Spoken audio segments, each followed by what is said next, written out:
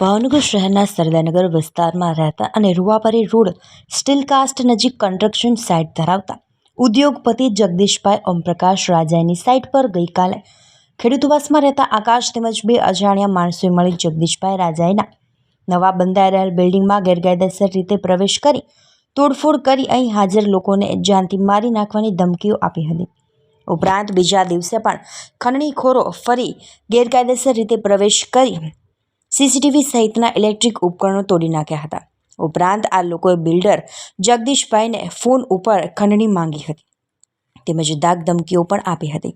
આ બનાવ અંગે જગદીશભાઈ રાજાએ કોકારોડ પોલીસ સ્ટેશને જાણ કરતા બનાવની ગંભીરતાને જોતા કોકારોડ પોલીસે ગણતરીની કલાકોમાં ખંડણીખોર આકાશની ધરપકડ કરી જેલના સળિયા પાછળ ધકેલી દીધો હતો।